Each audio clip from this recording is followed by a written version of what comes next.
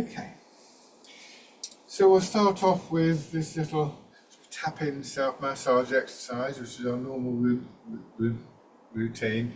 Just open your hands together,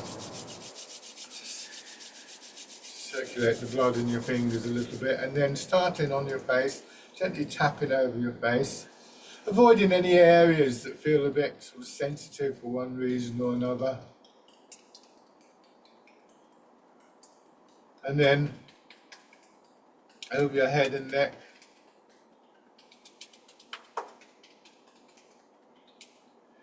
down to one shoulder.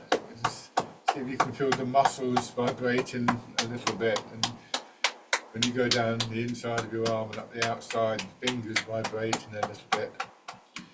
And inside.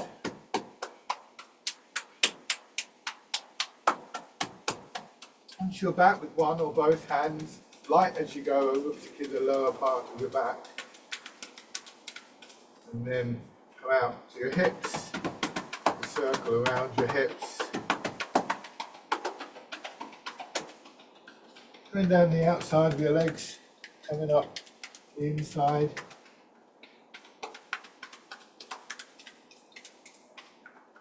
And then come onto your belly, light on your belly. And maybe a little bit firmer on the upper part of your chest. So just using these practices in part, and it's an important part of this, to just gently bring your attention quietly settling into your body. Standing with your feet hip width apart, try and have your weight a little bit forwards and just allowing your hips to drop back. So this is quite a small movement, but it is quite strong in your legs. Just be careful that if you do get tired in your legs, that your knees don't stiffen up, and just turning gently from your hips and waist, from the center part of your body. Beginning to let the movement spread through your body without straining, without forcing anything.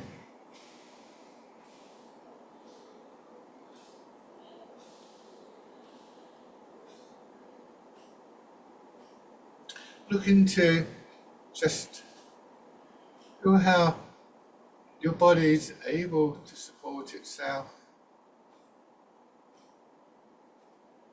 And just bear in mind that when we work with posture, this is an ongoing process in Tai Chi. We change all the time for various reasons, not least because we're practicing something like Tai Chi and Qigong. So there's not necessarily a static thing, but there are general principles here. We want to feel supported by our postures. So obviously your legs are supporting you, and we have our feet in line with our hips to give us the best chance of feeling that support. And feel that your back supports the front of your body. So try not to pull your belly in or tighten in your chest. Just be aware that old habits of movement, old habits of posture will easily reassert themselves. Bringing your body more into line with the pull of gravity and getting the feeling of your centre of gravity sinking. So maybe thinking of your pelvis and a sense that your pelvis is dropping down through your legs, hanging from your spine almost. That's not meant to be an anatomical description, it's just the feeling within your body. So as your centre of gravity drops and you come more into line with gravity, we begin to feel more stable, and that takes away one of the key factors that cause us to stiffen up. Our body wants to remain upright, we don't want to fall, stumble. So quite unconsciously we stiffen up to prevent that. But the lower centre of gravity, the rooting down, along with that alignment with the pull of gravity, does actually help us to feel more stable in time. And so gradually a kind of falling away of tightness and stiffness in the body. But again, there are habits of holding ourselves that take longer to disperse. Overall, just trying to get a sense within your body, within the landscape of your body, that there's space for movement. So that as we move, we're not straining against our own bodies. Space for muscles and joints and so on to expand and contract and rotate, whatever else they do. Space for movements like circulation and breathing. You may find that your breathing just naturally quietens and smooths off. And space for this underlying sense of movement, the flow, the energy that pervades your whole body eventually and begins to just provide the sort of background pulse, the background rhythm for all the other movements. So these three aspects of awareness and then intention, mind, of the physical side of the movements, mechanics and the subtle changes that we feel, and the movement, the energy beginning to flow, very much should be seen as three aspects of the same process. We can bring an intention to move, to stand in a particular way, to help the flow of the movement. And awareness of that flow can feed back to our awareness. And when we do work with posture, a very important aspect of that is that it is a good way to bring our attention into our body. So nothing should be forced, and a degree of patience. These arts can be a little bit frustrating. They set a very high bar, but we should think of them as processes of cultivation. We move towards these things. Aware of areas of your body that may feel a bit tight, a bit stiff, but try not to get to dwell on them too much. And one of the things that we want to try and do is to recognize those parts of the body where there is a flow, where there is a freer movement, and to get to know that feeling, to become familiar with that feeling. And this feeds into our intention.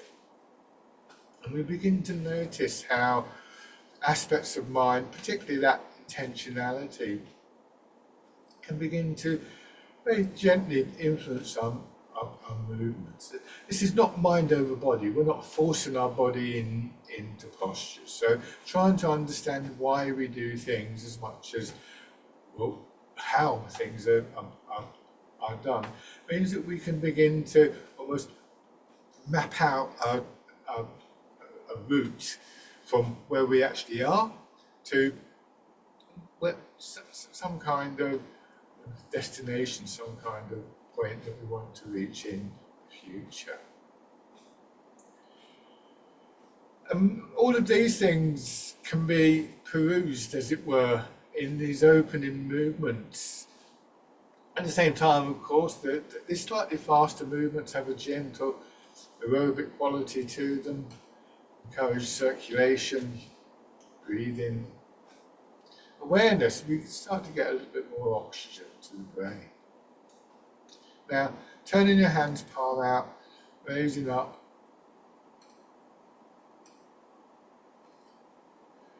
And just bringing your hands to a comfortable position. Everything in Tai Chi and Qigong is founded on this idea of the Chinese term sum, which sometimes translated as relax, but can also mean to release tightness, mean calmness in the mind, a kind of softening of the soft tissue of the body, developing an elastic, supple quality.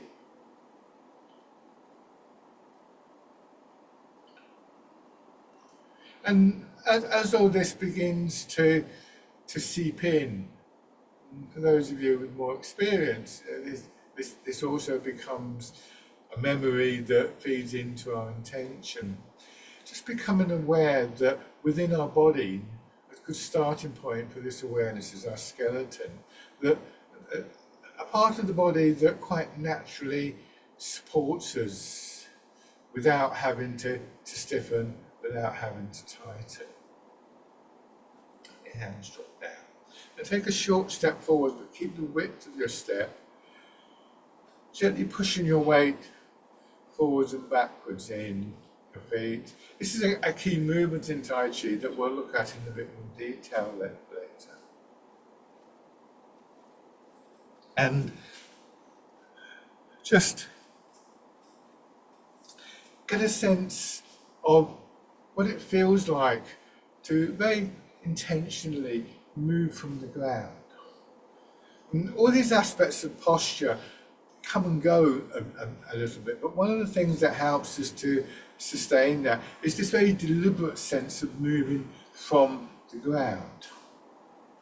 And the example I often give to people is if you have a pile of books on a table and you want to move them, if you were to push on the top couple of books, then they just fall off and the whole pile might collapse.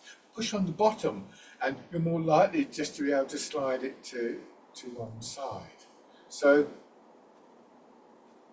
this is an important element for developing the drive, the energy for the movement. But also when we move from the ground, we're far more likely to maintain this structure that we look for. And we get easily distracted by that. We naturally move towards an awareness of upper body, and particularly arms and hands. So there is a deliberate intention to bring our attention back to the ground. On the other side now. And that also, again, will have an effect on mind. Because when we talk about being grounded, being centered, this is not a metaphorical statement in Tai Chi. It's something that we feel in our bodies.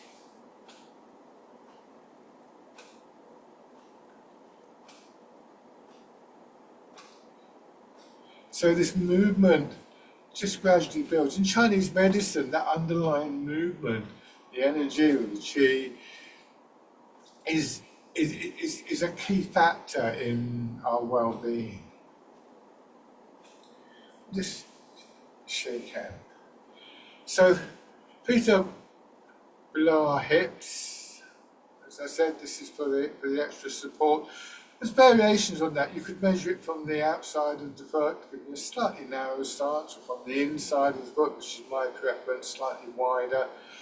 Toes pointing forwards, or maybe just slightly turned out. For some of us, that's a little bit more comfortable. Again, we're all slightly different. So we can be guided in part by this growing awareness of the overall feel of the movements. Excuse me. And in this position, just begin to slowly rock your weight forwards and backwards, feeling the movement of your weight in your feet, as though the movement were gently massaging the soles of your feet. The pivot point is from your ankles. Try not to turn this into a bend in your back. I show you with this pole. If you could imagine this pole going up through the middle of my body, then the whole pole tilts. I don't want to do this. And so we begin to get this slight sense of swaying, like a tree gently swaying in a breeze. If you go too far, you'll notice that you stiffen up, you tense up. So it's not a big movement. And eventually, just letting yourself come to rest, letting your body find a point of equilibrium, where rather than even a slight feeling of being pulled forwards or backwards, we are aware of how gravity works through our body, drawing us down into our legs. So this is an important aspect of our posture. It comes and goes, but hopefully you start to get the experience of just this settling feeling. Ideally, what we want to do, and I'm going to exaggerate this a little bit, is have our weight a little bit forwards, so more of your weight in the front half of your feet, which will of course have you slightly angled forwards, but in this rear part of the body, so lower back, hips and buttocks, we want to try and just release tightness in that area, and the overall effect, and again this is very much exaggerated, it's just this sense of the hips dropping back. We sit into the legs. So this is where we begin to feel the rooting down. There is this slight curve in our hips, in our knees, in our ankles, and that is going to make the muscles of our legs engage more. But it does take the pressure off our joints as well. So this position, the feel of this movement, what we call in Tai Chi central equilibrium, is really the feel that we want to try and sustain all the way through the movements. Take a couple of breaths in this position, and then go very gently. Don't force the movement, just allow your hips to drop back just a little bit more. So obviously your knees will bend more, just be careful you don't overdo that. And then begin to feel that the compression of your legs expands and pushes you up, like being in water, dropping down into the water, and then the buoyancy of the water pushes you up. And this becomes a major source of energy for the movements. Beginning to feel this again as much as possible in a nice steady rhythm, really beginning to flow up into your body and then drain away. This can have a very rejuvenating feeling, a fresher sense of movement, of energy filling the body and then draining away, and that slightly sort of stagnant feeling with it. You may find that your breathing naturally harmonises with this. That again, that can come and go, and again, please don't force your breathing. Notice that as you do this, your arms are hanging by your sides, but they are moving, obviously, because they're connected to your body. So there's already, without you having to strain for this, a sense of movement, a sense of energy in your arms and your hands. And one way of looking at this whole process is that we have the energy and we create a shape with it. And the first shape is the exercise rooting down. You bring your hands around as though you're cradling the ball. And as you push up, your elbows going out, just feeling your body expand, drawing your hands up, turn your hands over and reverse that movement. This is called rooting down. We want to gradually feel that our centre of gravity is able to settle lower and lower. So rooting down, as I noted earlier, is one of the things that gives us this stability that Tai Chi is known for. But it is also a process by which we gain energy from the ground. Body expanding and contracting. Again, just notice those areas where there might be a little bit of stiffness and tightness. Imagine how it would feel if this flow that you feel in other parts of your body were able to just penetrate that area, to dissolve the tightness away. A very common image that we use in Tai Chi is to move through water. And that's an interesting image because it encourages both a sense of flow and, as I mentioned earlier, this sense of a rising buoyant quality. And yet at the same time, there's also a resistance there. We learn not to strain, not to stiffen against resistance, but rather to make use of this releasing quality to help us just gently flow through the resistance. And that's, again, a quality that we can begin to apply to resistance within our own bodies.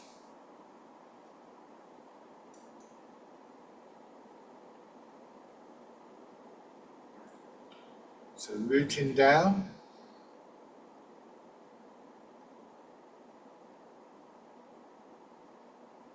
Keeping the same movement in your hips, your legs, turning your fingers out.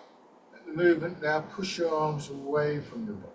This is the exercise the wild goose. So the image of the bird in flight may offer some kind of image, some kind of quality.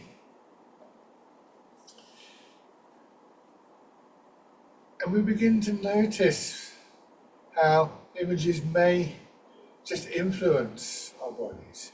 It doesn't work for everybody, and not every image is going to work for you. But it's one of the ways that we engage mind and body and energy, one of the ways that we begin to bridge this perceived gap between those three things. But one of the long-term aims, I feel, should be to, in a way, move beyond that, to get to a point where we no longer need the imagery. And again, we may begin to get glimpses of that. So the wild goose.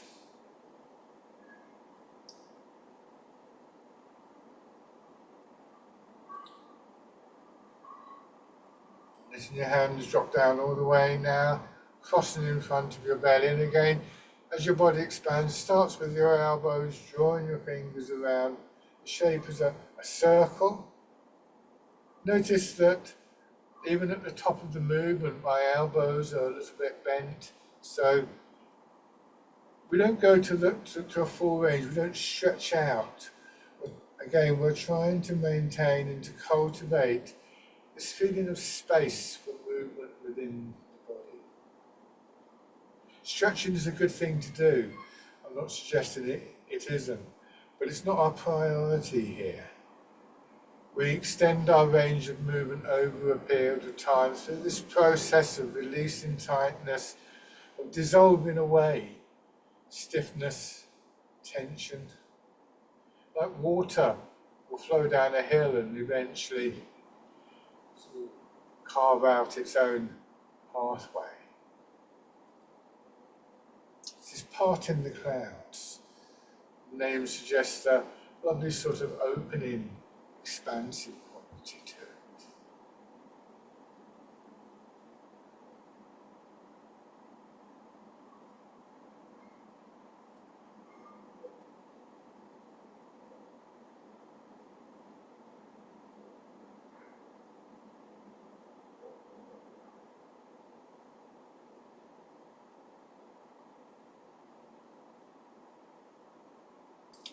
One more time, this, and then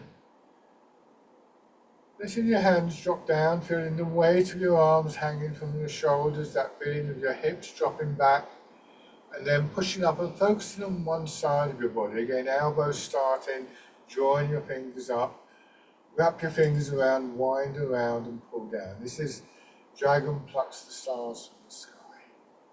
Again, take a moment just to feel the weight of your arms and your hips, and then push up on the other side.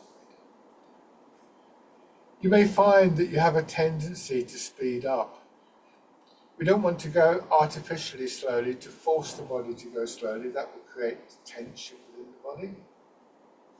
But sometimes the urge to speed up is just that busy mind. We don't want to try and shut that down. It doesn't work anyway, even if it was designed. But what we can do is to begin to redirect it, rather than all the things that sort of get in the way, the thoughts and the plans and so on and so forth. We notice, again, the weight of our arms, the weight of our body flowing through our hips.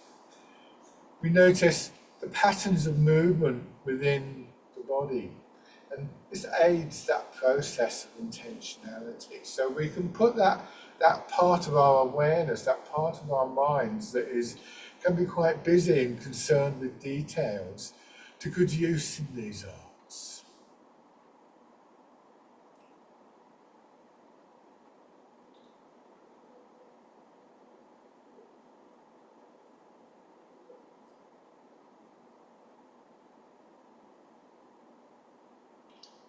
One more of these.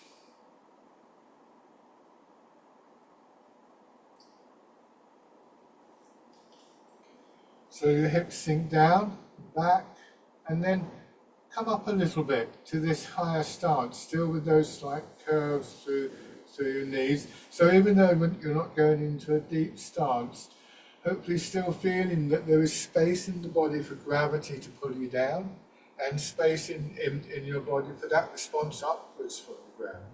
The next two exercises stay in this stance as much as possible. If your legs are getting tired, which is quite possible, just giving them a little shake every now and then can help, but rest if you need to.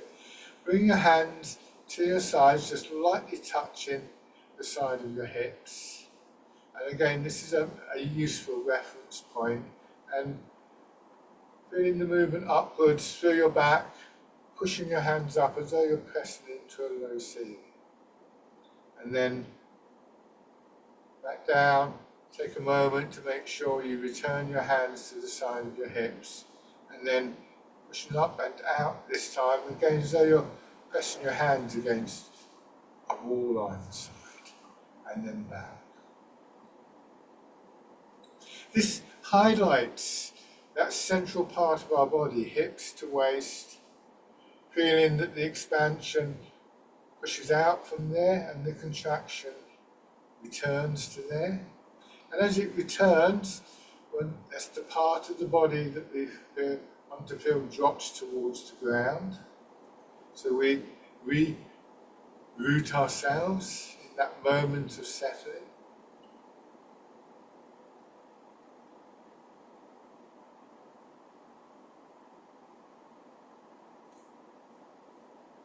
And then this time, as you push out, turn just a little bit in the center part of your body. That redirects your arms. And then coming back, turning to the front, drawing your arms in. And then on the other side, and push out.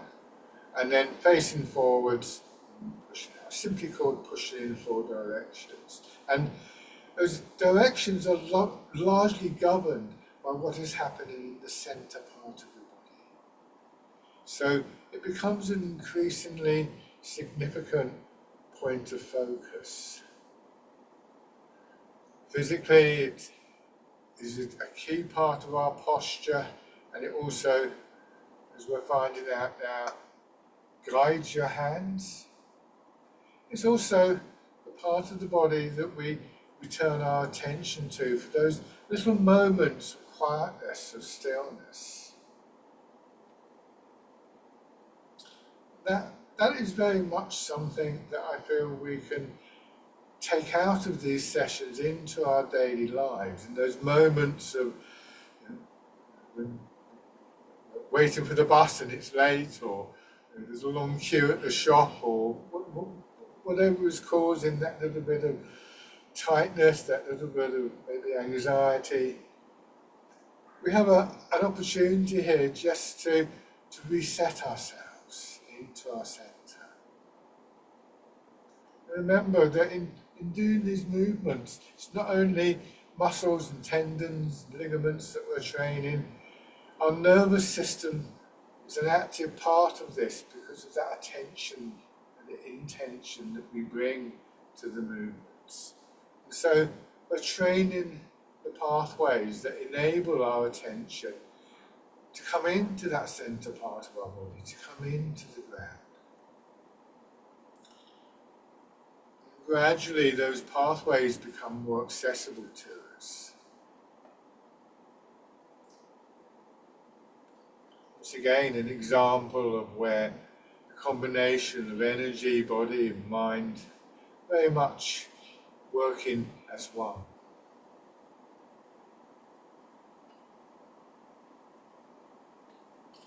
The centre of the body is sometimes described as like being like the hub of the wheel. When the hub turns, the whole wheel moves. So it's a good position to work from, to feel this sense that our body moves as one complete unit. Body and mind move as one unit, rather than this slightly sort of separated, fragmented quality that we can sometimes feel.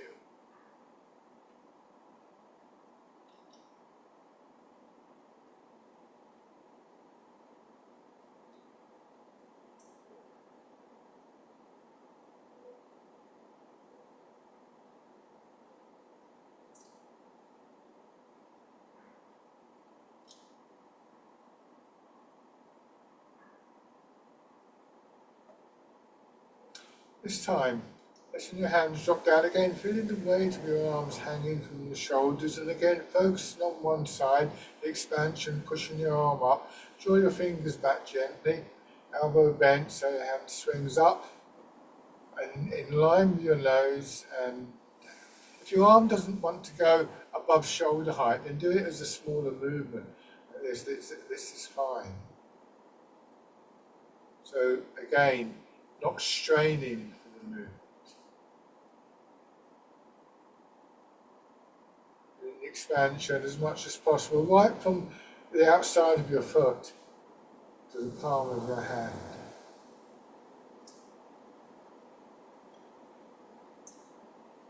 This time, if it's comfortable, you turn, letting that draw your hand over a little bit. This is simply called circling palms.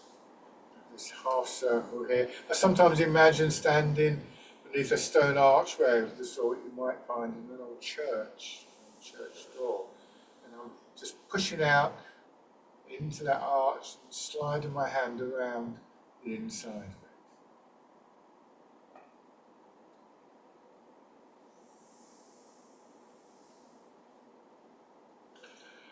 Changing sides. All these movements share many common factors, but they also have their own unique signature within the body. We become more aware of this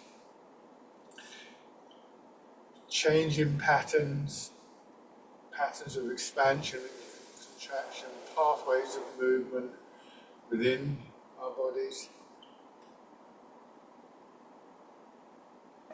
Maybe finding that we can begin to influence those subtle patterns, and in that way beginning to influence the bigger movements. Turning.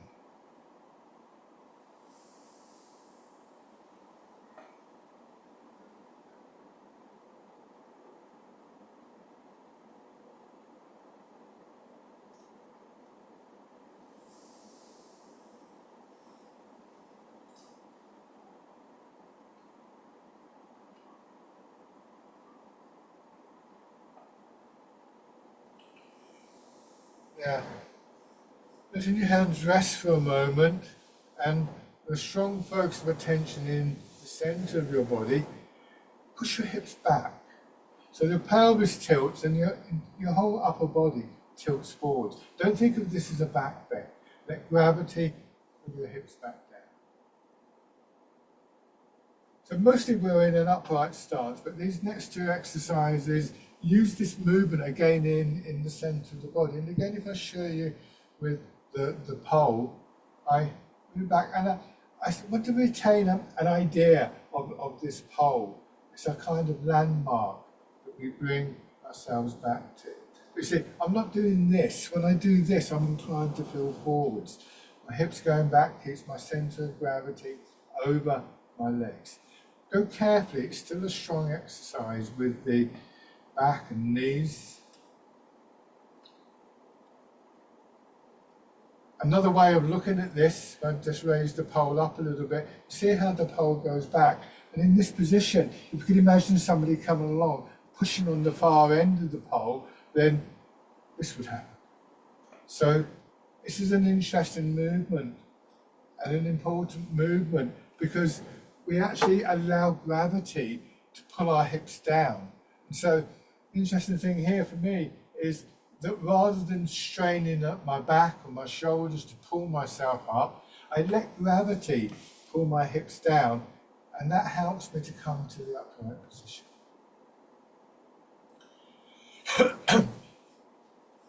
So gently sink down just a little bit, let your hips drop back, and as you push up, your arms coming up and out. This is rowing a boat in the middle of the lake. Easing over. I'm doing this quite big, so hopefully you can see the mechanics of the movement. But just go as far as you're comfortable. It isn't always the case that we value bigger movements over smaller movements in Tai Chi. Remember that idea that actually we can begin to bring an influence on the smaller movements that are the sort of building blocks of the bigger movements. So even if you're fine with the bigger movement, sometimes it's interesting just to try a smaller movement. Don't get stuck in one way of doing these things. This is rowing a boat in the middle of the lake.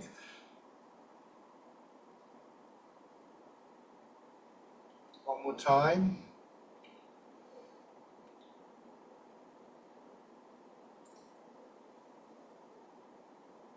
And then hands in front of your belly. You turn and then push your hips back, pushing the hands forward, swing your hips across.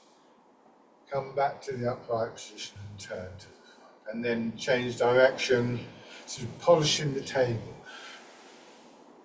And so you can see from the back, and again, this is exaggerated, so don't feel you have to go this far.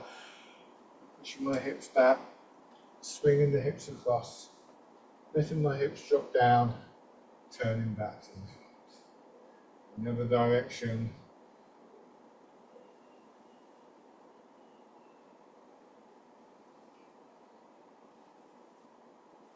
Again, recognizing the significance of the center part of the body, how it guides the movements, how we come back to that, how it drops towards the ground.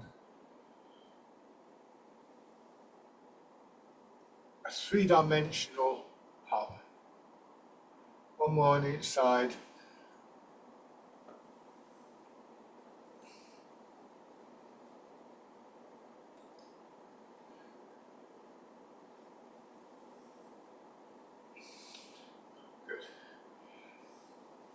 Shake your legs out as you need to.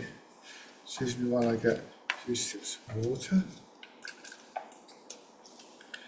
So changing the stance. Stance that we did earlier, 1 foot forwards.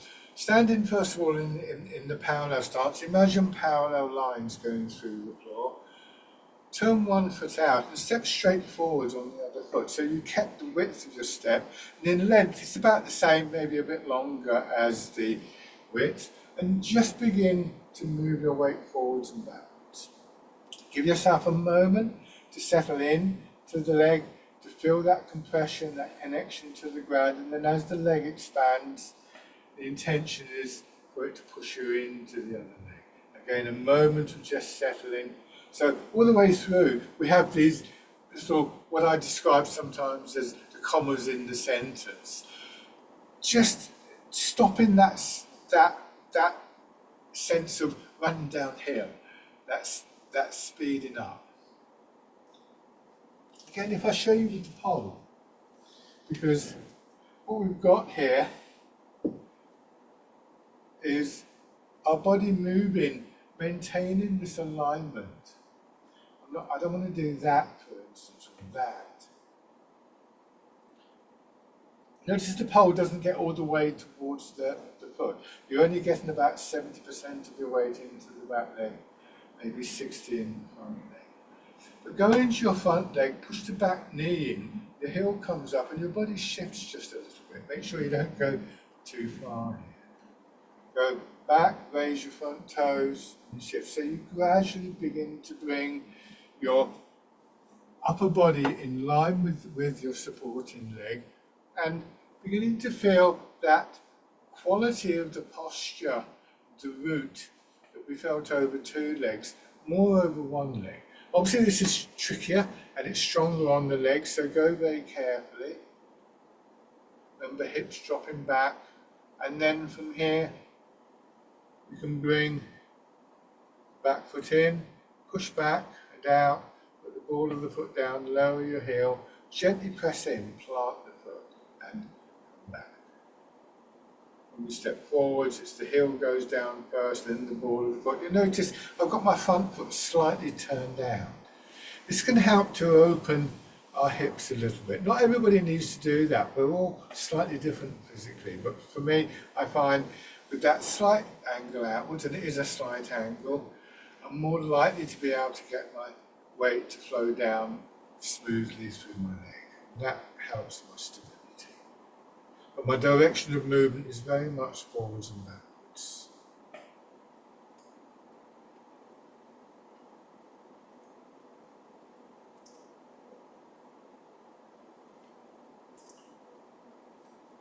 Shake out. Then try the same thing on the other side. This is a very important exercise. Firstly, it's really important for our general mobility. It helps to condition our legs. It helps us to maintain these important elements of posture, the root, the alignment, while we're in movement. It's very good if you have problems with your hips or your knees or your ankles. Be careful, but as the muscles of your legs condition, you'll find that it takes the pressure off those joints and enables a sense of movement through them. And finally, once again, that sense of the movement arising from the ground is one of the principal energies in Tai Chi. There's many forms of energy in our body. We can work with all of these. But this kinetic energy that comes from the ground is one of the most important ones. Maybe just reminding yourself of how this posture can feel, the support of your skeleton and so on. Maybe using the image of moving through water. Raising your toes and your heel. Maybe imagine the pressure of the water against the front of your body, against the back of your body, and that wave-like transition through your body.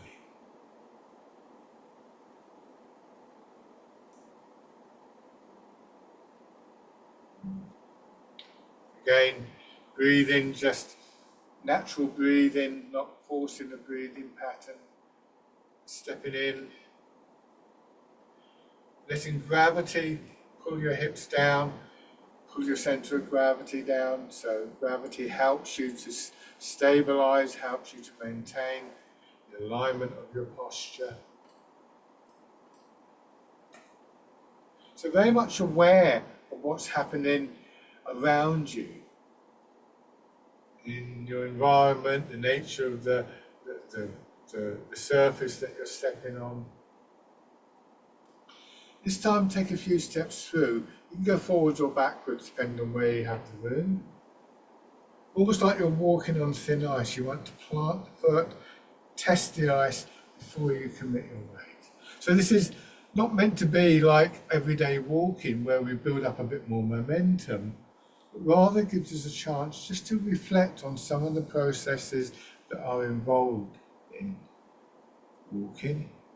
And it's also a good way, once again, to just refocus, recenter our attention.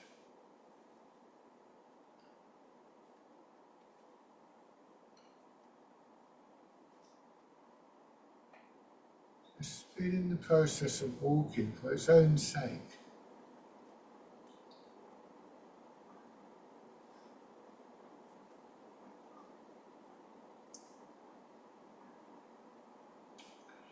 Feeling your feet. Now bringing the upper body more actively back into that movement. Have your right foot forward, so mirror my movements. Start with your weight on your back foot. Hold your hands over your belly.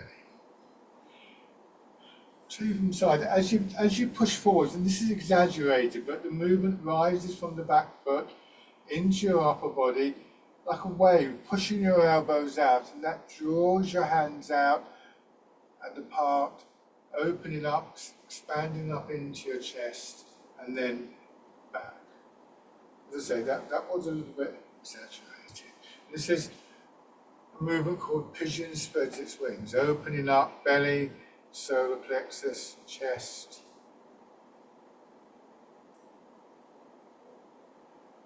You may find this helps with your breathing, some people do, and if you're interested in that, when you get to the forward position, just see how it feels to take a gentle breath in, but creating space for that within the body.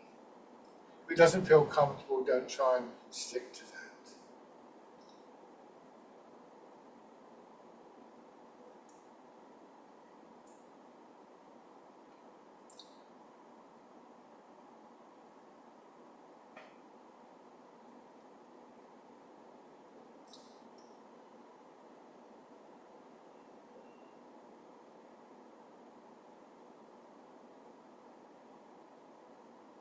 So pigeon spreads its wings, and then as you sink back this time, let your hands drop down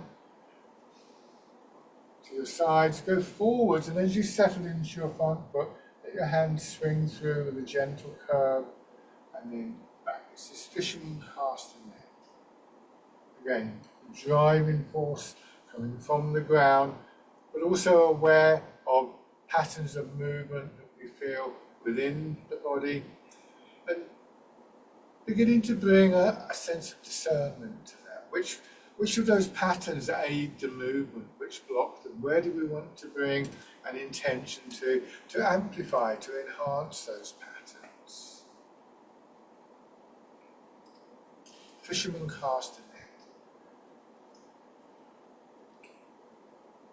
Another wave-like quality through. With this exercise, we're moving forwards and backwards. The centre is facing forwards, and our arms are swinging forwards and backwards. Very, very straightforward. So it's a lovely exercise just to feel that sense of connection through the body. But this time, from the forward position, as you go back, turn a little bit to your left, and that draws your arms across the body. They still curve slightly. As you come back and your arms swing through, feel what's happening here, in that left side of your body, and as you go forwards, and that sense of expansion in the right side of your body. Don't twist your back up or strain in your shoulders. Just building on that expansion to push your arms up, no higher than your shoulders. And as you go forwards, turning, letting your hands drop down, almost brushing across your hip. Turn with expansion in the right side of your front side of your body and back. So, like a sideways figure of 8, you can almost imagine that in front of you as a shape and an intention for your arms, maybe even for your whole body, to flow through that shape.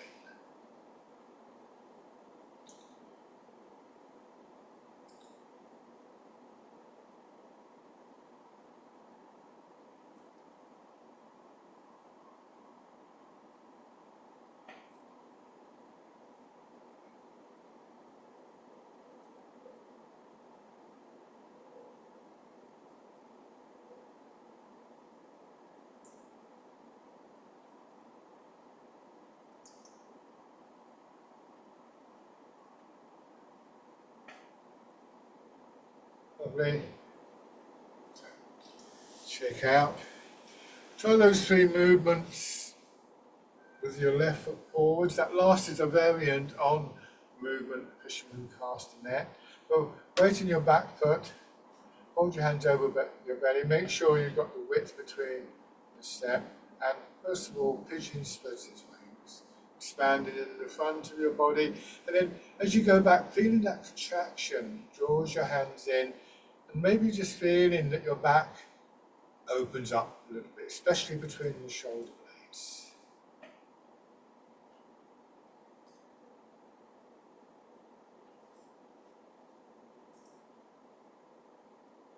Again, that image of moving through water. You draw your attention to those subtle changes within your body, between front and back, between the inside and outside of your arms, between the different parts of your legs.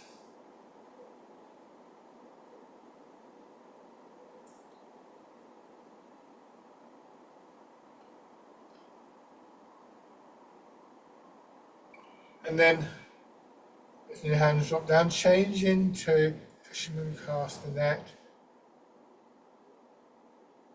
Don't let your arms strain, so just feel how far your arms naturally swing up without you having to put any effort into it. Don't artificially raise your arms. These are very subtle changes that we start to become aware of within the body.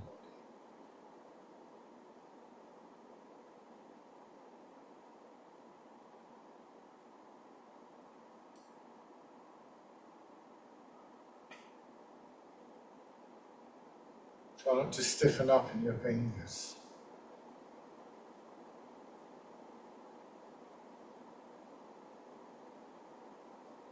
And this time, turning.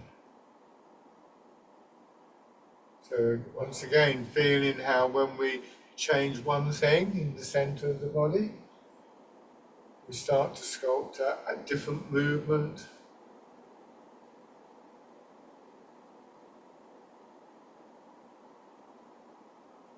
Feeling the connection, feet to hips, to shoulders, and into our arms, and building that into the figure of 8.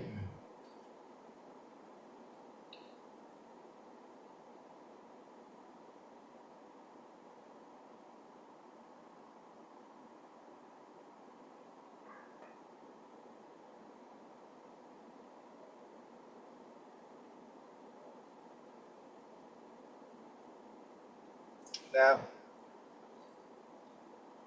we can combine this with the step-in that we just did. So again, depending on where you have space, go forwards or backwards. So here, I'm going to go forwards, I turn my front foot out, I go forwards, and then as I turn and my arms come up, my back knee pushes in, I bring the foot in, I step and plant, and go forwards. Taking a moment just to make sure you've got that root and that alignment.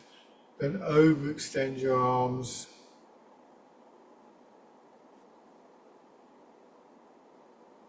Imagine doing this in water. It's almost like you're rowing a boat,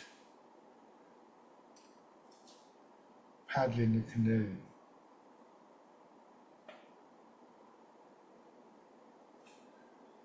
Changing direction.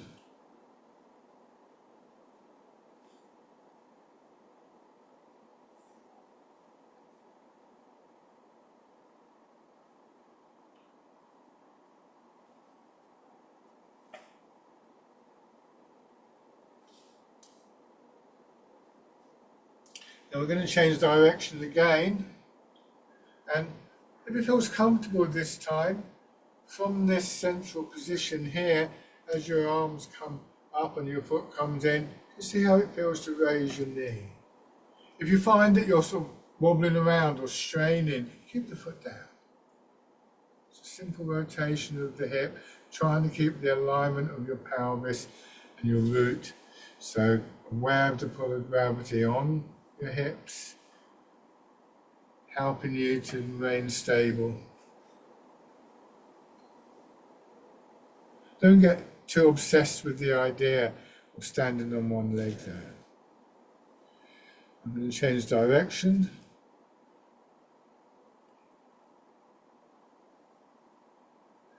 So we remain stable, not by straining or struggling, but through that process of allowing tightness to disperse in our body. It's just counterintuitive to begin with. But with time, you'll find it's a good way of really helping your stability and your mobility. And then just bring your feet parallel. If you find that difficult, and it is a difficult exercise, one thing you can do is you can support yourself on a wall or on a table or something like this, and you can just practice this like this. And having that little bit of support means you're more likely to be able to release tightness and stiffness. And then you might want to just bring one arm into the movement.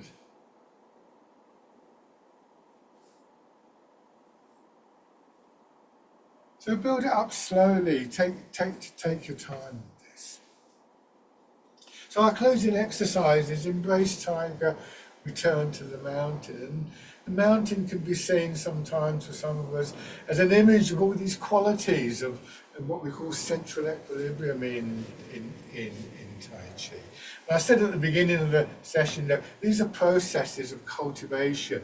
They come and they go, and that can be very frustrating. But one of the key things here, I think, is to remember we can come back to this. We lose our center, we lose the calmness, the stillness, we lose the posture, but we have a pathway back. So this exercise helps us to find that. So feet back in the parallel position, sinking down, and then again pushing up, your arms coming out a little bit like the wild goose that we did earlier, bringing your arms around as though you're holding the ball against your chest, drawing in, and then starting with your hips sinking down. Just think about that process of returning. How does it feel in your body, in your mind, in your energy, to recenter, to resettle yourself, just for a moment. And then realizing that having found that, it gives us the means, it gives us the starting point for the push out, to embrace the tiger again.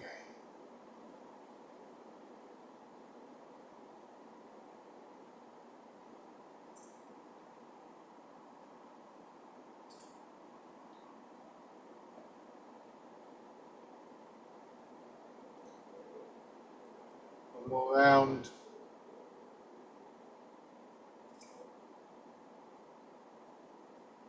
And stand. Hands can come to rest on your centre or down by your sides. Depends where you feel comfortable.